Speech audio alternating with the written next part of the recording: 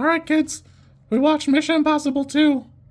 I'm not gonna lie, this movie's very 2000s coded. I probably could have picked it out of a lineup, even if I didn't know exactly when it had been made. Just because it's so...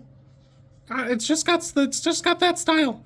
This is the edgiest thing I've ever seen, and I want to agree with other critics that it was a 6, because there's a lot of problems production-wise. But my heart loves it too much. If you told me Batman Beyond was in a post-credit scene, or there was a trailer for the Batman Beyond TV show, I'd have gone, oh, okay, I absolutely believe that with 100% of my heart. Nothing to talk about there.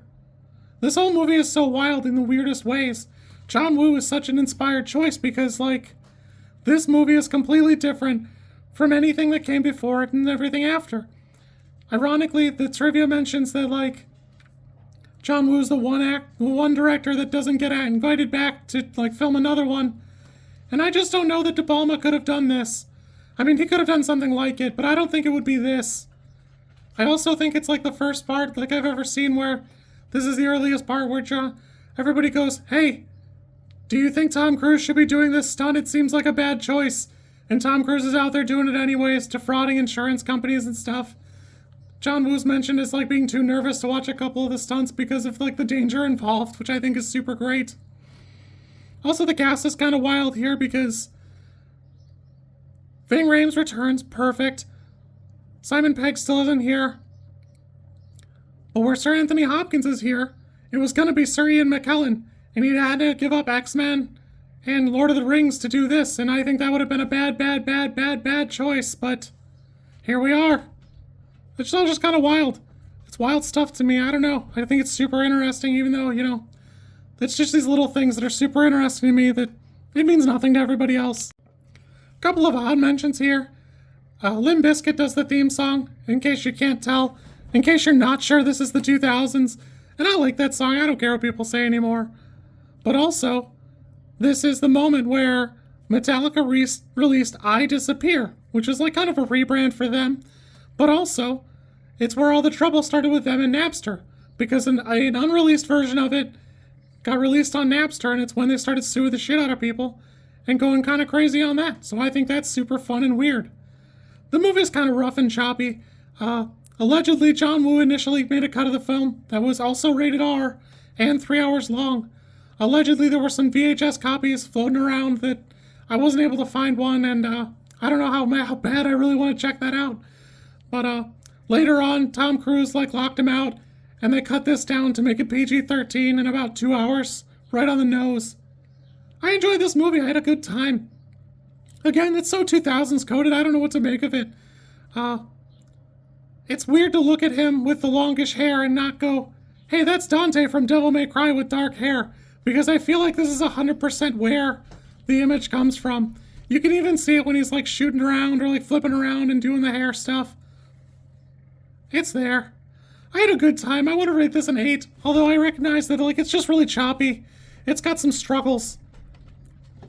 There are just parts of it that are on the struggle bus. I don't understand how you can have a henchman layer so full of doves and henchmen and not be the monarch of doves.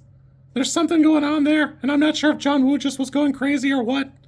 Although the first dove flying through the doorway, fire. I realize it's corny, but man, that is fire. Super good. I'm kind of amazed how often the mask trick comes up, because it comes up at the very beginning, obviously. I think Ethan does it again, and then the villain does it to Thandie Newton. But it must have been cut because that part of it never comes up again, which I thought was kind of odd, but super good. I really just don't get tired of the mask bit. I just really like it. I realize it's corny, and I'm probably going to be tired of it after this next one. But I had a good time. I don't care anymore. Super fun. I think I'm going to give this one an 8. The first one was a 6. I agree with other critics, but this one was super fun. I would watch the 3-hour cut. Maybe not right now, because I'm trying to rush and get over to the third one, but I had a good time. Some of the stuff is all over the place, but it's super fun.